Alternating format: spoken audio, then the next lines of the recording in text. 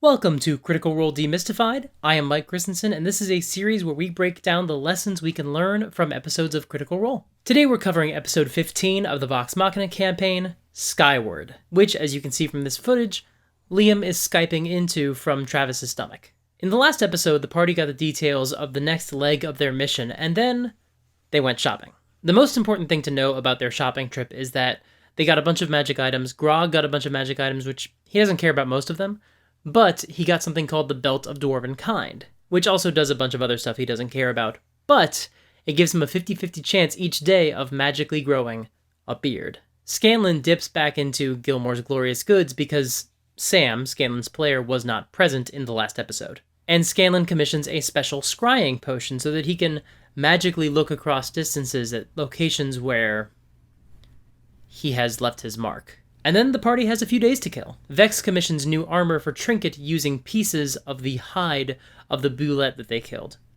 I tried to just say it both ways that you say the name of the creature. It's either, I've heard bullet, which feels wrong, bullet, okay. I just try to pronounce both at the same time and make no one happy. Hooray. Pike spends a day atoning at the temple, and her holy symbol is restored. Because, in the Underdark, she did slit the throat of an unconscious guard, and then shortly afterward, there was a small fissure in her holy symbol. She also finishes repairing Vax's foot, which got melted in lava around the same time. And Matt ties these two events together. To clarify, he basically says, in this case, it's not just the amount of time she's spent healing his foot in all these other instances. It's specifically because of the renewed connection to her goddess. Matt gamifies, or rather provides some sort of concrete proof and evidence that Pike has atoned. It's a really smart way to make sure that there is a, at least very superficial and minor resolution to this story. Grog asks around at the local tavern for any information about any local Goliath tribes that people might have seen. But he fails to persuade, so Scanlan decides to intimidate. I don't normally do this, but here's a bit of a language warning. Listen, you motherfuckers! My friend just asked you a fucking question, now fucking answer him, or I'm gonna kill every last motherfucker one of you! Nothing they learn in that scene is relevant, I just wanted to share that moment with you. Let's actually pause again and talk a little bit about downtime activities. Matt has 7 players and asks each one of them what they want to do with their 2 days of downtime. Technically, he asked it in the previous episode, and then the group spent like an hour shopping. And then this time, some of the players have a couple of things that they would like to try to accomplish. We will probably do more videos about this subject in the future. After all, this is far from the last downtime episode of Critical Role. But running impromptu downtime activities is one of the times that you, as a dungeon master, are the most vulnerable. When you're running an adventure, you can carefully design your adventures, craft elaborate maps, or you can steal content from published materials, or you can wing it. When playing an NPC, you can make lots of notes in advance, or base them directly on an existing character from another piece of media, or practice until you have a full, complete understanding of that NPC's goals, flaws, and mannerisms. Or you can wing it. Even if your players throw a huge curveball your way and completely change the trajectory of your entire campaign, you can usually steer the session to a good stopping point and then take a little break and make some new plans. Or you can wing it. But when you ask your players what they want to do with their downtime, most of the time you're just going to have to wing it. You have to decide in the moment what you think makes the most sense, how long you think something will take, how much money it will cost, and how many rolls the players need to make in order to make it happen.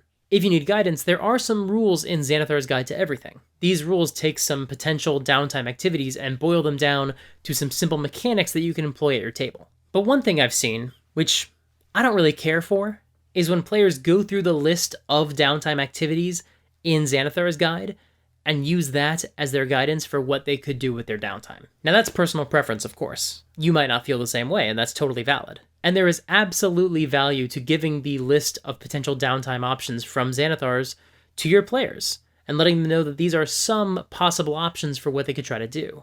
But the trick, I think, is that you should also be open to things that are not obviously on that list. Even though Xanathar's Guide was not out yet when this episode of Critical Role aired, everything Matt's players try to do, everything that Matt has to resolve at the table, it's all sort of covered by the rules in Xanathar's Guide. This episode starts with the characters buying a couple of magic items. Tiberius spends some time crafting a magic item. He's performing an enchantment. Same with Percy's tinkering and Vex commissioning armor for Trinket. Those are both crafting an item. Keyleth is scribing spell scrolls. That's a whole other category. Pike's atonement to Sarenrae probably falls somewhere in between a religious service and maybe training. When Grog and Scanlan go to the tavern and ask around for local information, you'd probably mash together the rules for carousing and research. But as you can tell from these last two examples, these were not items that were just picked off of a downtime list. These were loose plot threads that the players wanted to deal with. If Travis had taken his cues from the list in Xanathar's Guide, it might not have occurred to him that he could go ask around and see if anybody had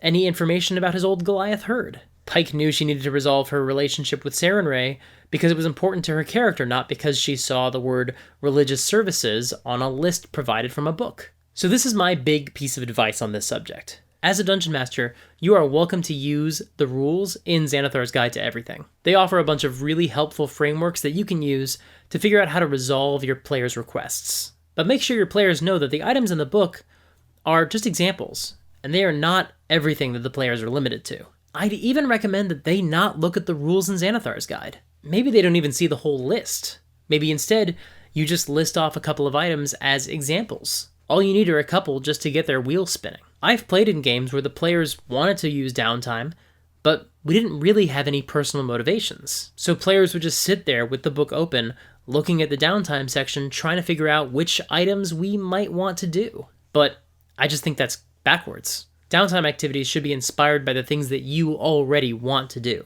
If your players ask to do something that's not in the book, that's a good thing, because that means that they're actually motivated by their character or by some other idea they have. All you need to do is scan through the options in Xanathar's and figure out which one seems like it might be the closest, and maybe just make some changes on the fly to adjust the rules to your specific circumstance. Given enough time, you might not even need these rules at your table, but don't try for that just yet. Don't put that on yourself. These rules exist for a reason. They are very helpful, and you would likely need to be very comfortable not only with the game, but with your world before you could resolve downtime activities without some sort of framework as your guide.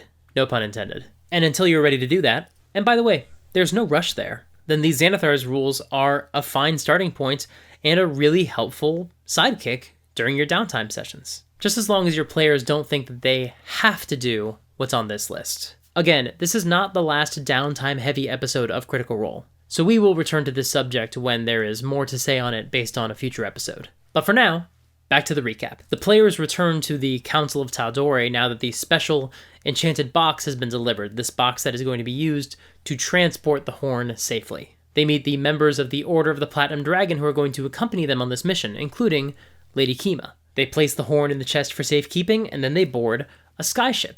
On the journey, Keyleth decides to make some more spell scrolls, and then we get this moment that I legitimately think about like once a month. It just makes me smile. Hey, you know what? You know what we always need? You know what we always need? Anti-petrify? How to carry Trinket on the goddamn carpet. Right, yeah. Vax decides to help Keyleth with the scrolls, and Vex clocks that immediately. I'm going to spend the trip helping Keyleth, and if she needs any ingredients for whatever she's doing, I'll go get them. I'll hold things up for her. I'm just going to hang out and try to help her get things done. You're so helpful, I'm a brother. little familiar. I thought you were into Gilmore, darling. I'm hard to pin down.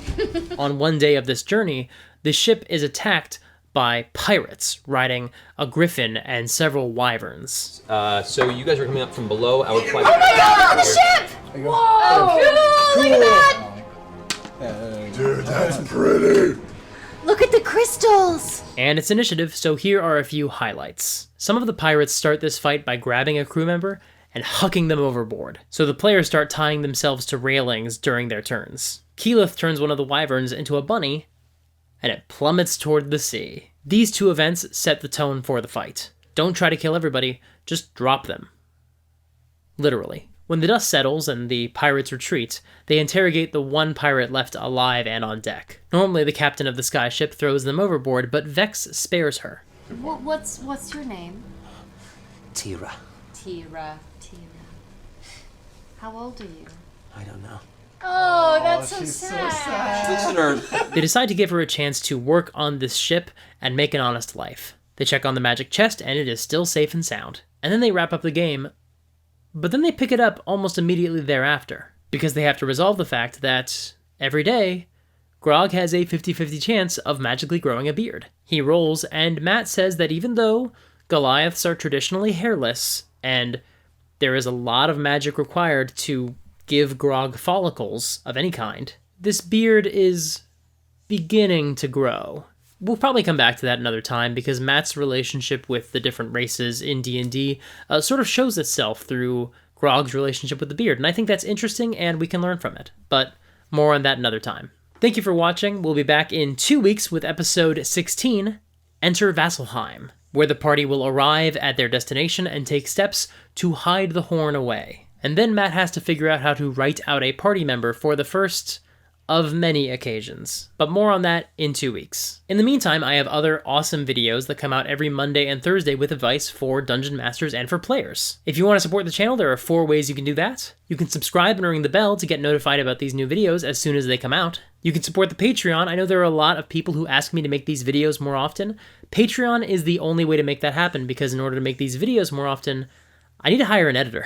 And I do want to do that. I would love to take this show weekly, but I would want to bring someone on board to take some of the workload off my shoulders. If literally every person who watches these Critical Role videos signed up for the Patreon at $1 a month, we'd be there immediately. You would start getting weekly episodes very quickly. So check out the Patreon if that interests you.